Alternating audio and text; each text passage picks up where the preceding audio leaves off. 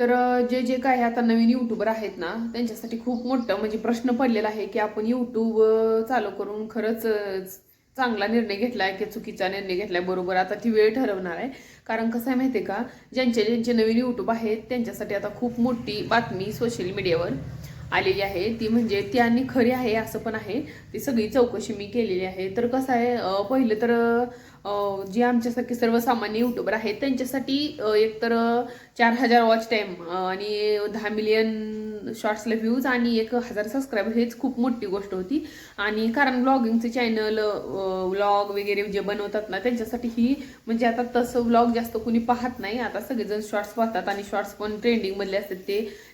त्यांना काही टेन्शन नाही. पण जे काही सर्वसाधारण आमच्यासारखे नवीन युट्यूबर असतात ते ना, एकतर वर्ष झालं मला तर मी माझं पर्सनल अनुभव तुम्हाला सांगते.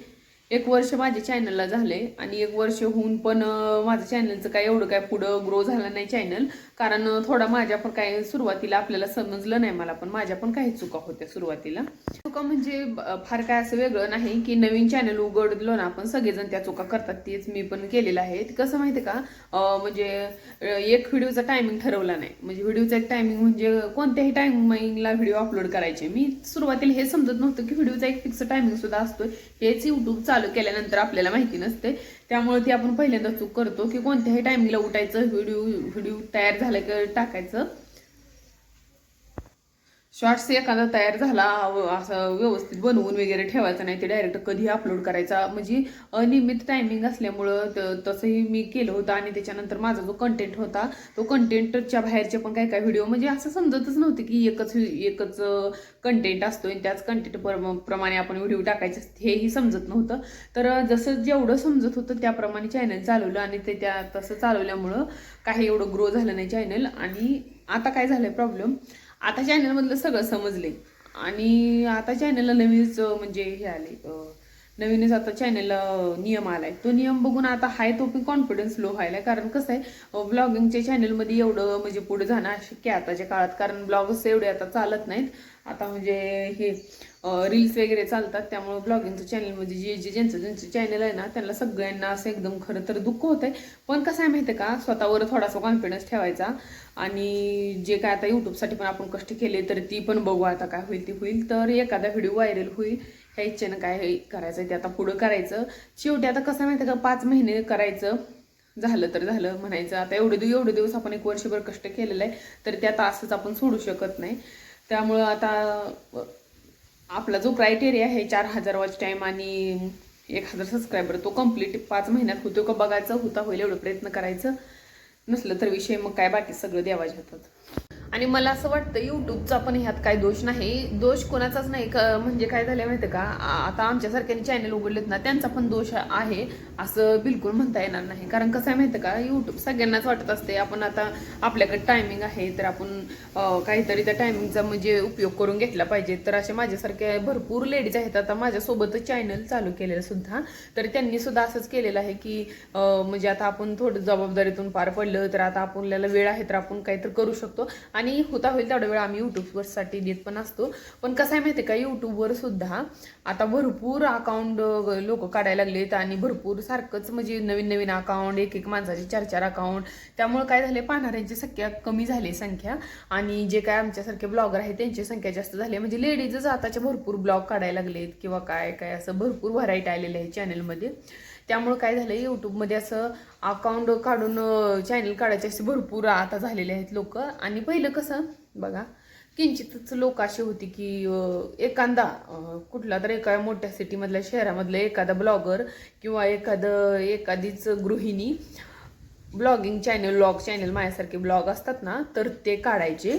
तर आता तसं नाही. आता एवढ्या लेडीजचं अकाउंट आहे आणि एवढे रेसिपी चॅनल आहेत आणि एवढ्या म्हणजे व्हरायटी आहेत ना, कंटेंट आहेत वेगवेगळे. तर त्याच्यामुळे यूट्यूबनं सुद्धा हा निर्णय घेतला असं वाटते. पण आता आमचं लय अवघड झालेलं आहे, खूप अवघड झालेलं आहे. कारण आम्ही 1,000 म्हणजे 500 सबस्क्राईब करायसाठी माझं 1 वर्ष मी घालवलेलं आहे 500 सबस्क्राईब पूर्ण करण्यासाठी. आणि आम्ही ना असं काही करून सबस्क्राईब केलेलं नाही. जी काय नॅचरल आपलं ओरिजिनल सबस्क्राईब आलेले आहेत ना मला ते 500 सबस्क्रायबर आहेत. असं मी मान्य करते सुरुवातीला माझे एक 10 सबस्क्रायबर कुणीही स्वतः करते. म्हणजे कसं माहिती का, एक तर आपण स्वतः, मग आपले घरचे, आपले मिस्टर, मग आपले मना भाऊ भाऊजे असं मिळून एक 5 ते 7-8 आपले सबस्क्रायबर असतात. त्याच्यानंतर तर सगळे आपले यूट्यूबचे माझे सबस्क्रायबर आहेत 538-37, म्हणजे 535च्या पुढे माझे सबस्क्रायबर आहेत. त्यातले 1-2 कमी होतात वाढतात असं चालू असते. त्यामुळं एक्झॅक्टली मी सांगू शकत नाही किती, की तर 550 काय ते 535 तर आपण धरू शकतो. एवढे सबस्क्रायबर मी इतक्या दिवसाच्या मेहनत येऊन केलेले आहेत. आणि त्याच्यानंतर वॉच टाईम तसा माझा भरपूर झालेला होता. पण मी काय केलं माहिती का, जे काय माझ्या कंटेंटच्या बाहेरचे व्हिडिओ होते ते मी सगळे डिलीट मारले. म्हणलं कशासाठी परत आपलं चॅनल मॉनिटाईजच्या टायमिंगला गेला तर तिथं टेन्शन नको, पैशाला जास्त पाहायचं नाही. कारण कसं आहे, ती व्हिडिओ ठेवलं तर काय आपल्याला पैसा येणार आहे, पण ती वॉच टाईमसाठी कामी येत नाहीत ना तसे व्हिडिओ, म्हणून मग ते डिलीट मारले मी. तर आतापर्यंतची अशी मेहनत केलेली आहे. तर आता अजून 5-7 महिने बघायचं, करायचं मनापासून सगळं असं ठरवलेलं आहे. तर बघू मग काय होते. तर आता नवीन यूट्यूबरसाठी ना खरंच खूप असं म्हणजे दुःखाचा डोंगर पसरलाय मला असं वाटायला लागले. त्यांच्यासाठी खूप, मीच नाही भरपूर ताई आहेत आता मलाच म्हणजे कमेंट वगैरे करण्यात आहे, त्यांचं सुद्धा मला खूप वाईट वाटायले. मी तुम्हाला खरं सांगते, कारण माझं आता कसं, मी सुद्धा आता म्हणजे सुरुवातीला 1-2-3 महिने काय समजत नव्हतं, पण तिथून पुढं सुद्धा मी मोठे मोठे व्लॉग टाकलेले आहेत 10-10 मिनिटाचे, 8-8 मिनिटाचे. तर तुम्हाला खरं सांगू का, जे माणूस करते ना त्याला समजते. भरपूर मेहनत मी केलेली आहे ते व्लॉग बनवण्यासाठी, असं कंटेंट शोधण्यासाठी. आणि म्हणजे असं म्हणजे बोलता येणं सुद्धा यूट्यूबमध्ये खूप महत्त्वाचं आहे. तर काय आपण ह्या व्हिडिओमध्ये बोलणं पाहिजे हे सुद्धा आपल्याला विचार करून माइंडनं आपल्याला ठरवावं लागतंय. तर कोणतीच गोष्ट एवढी सोपी नाही. तर आता खूप वाईट वाटते. आता काय आपल्या नशिबात आहे ते आपण मान्य करायचं आणि शांत बसायचं. शेवटी जोपर्यंत आहेत आता 5-6 महिने तेवढं कष्ट करायचं. शेवटी मग जे असेल ते असेल, होईल ते होईल म्हणायचं. नाहीतर मग परत काय करायचं, दुसरं अकाउंट. कारण आपली जिद्द असली ना, आपल्याला जिद्दच ठेवायची आहे ना, तर मग हे अकाउंट आहे असं ठेवायचं, सरळ नवीन अकाउंट खोलायचं. आणि आता आपल्याला सगळं समजलं आहे, तर नवीन अकाउंट खोलून नवीन आपलं ब्लॉगिंग चॅनल चालू करायचं. आणि मग 8,000 वॉच टाईम कंप्लीट करून मग आपल्याला वर जायचं असलं तर द्यायचं, नसलं तर मग इथूनच स्टॉप करून टाकायचं. तर बघू आता काहीतरी एकच कन्फर्म निर्णय घ्यायचा आणि ठरवायचा आहे आपल्याला आता. आणि सगळ्यात म्हणजे मला सांगण्याचं तात्पर्य तुम्हाला, तर कुणी आता याच्या पुढं अकाउंट उघडलं तर एक गोष्ट लक्षात ठेवा, शॉर्ट्सच्या जास्त नादी लागू नका, लॉंग व्हिडिओ टाका. लॉंग व्हिडिओ म्हणजे कसं आहे माहिती आहे का, आपली केलेली चूक आपण सुधारावं म्हणते ती मी तुम्हाला सांगते. तर तुम्ही लॉंग व्हिडिओ टाका, लॉंग व्हिडिओने तुमचं चॅनल चांगलं ग्रो होतंय. मी तुम्हाला सांगू का, मला पहिल्यांदा समजलं असतं ना लॉंग व्हिडिओ टाकले पाहिजे, मला लॉंग व्हिडिओ टाकतात असे टाकतात हेच माहीत नव्हतं. तर ते जर मला समजलं असतं ना, ज्या वेळेसपासून मला समजायला चालू झाले ना, तेव्हापासून मी लॉंग व्हिडिओ टाकते. तर पहिले तर शॉर्ट्स टाकायचे समजत नव्हतं, कारण सगळे म्हणायचे शॉर्ट्सनं चॅनल लवकर ग्रो होते, मग शॉर्ट्स. मग त्याच्यानंतर सगळं व्यवस्थित समजलं. आणि ते समजल्यानंतर बघा किती वेळानं समजलं, ती वेळ निघून गेल्यावर समजलं. तर आयुष्यात आपल्या म्हणजे आपल्या लाईफमध्ये असं होत असते की काय काय गोष्टी आपल्याला खूप लेट समजतात. खूप लेट म्हणजे पूर्ण वेळ निघून गेल्यावर समजतात. तर असो, जास्त नाराज व्हायचं नाही. 1 वर्ष काय आपण काहीच नाही केलं असतं तर पण 1 वर्ष निघूनच गेलं असतं ना, तर थोडं तर काही तर कारणी लावलं असं म्हणायचं, विषय सोडून द्यायचा.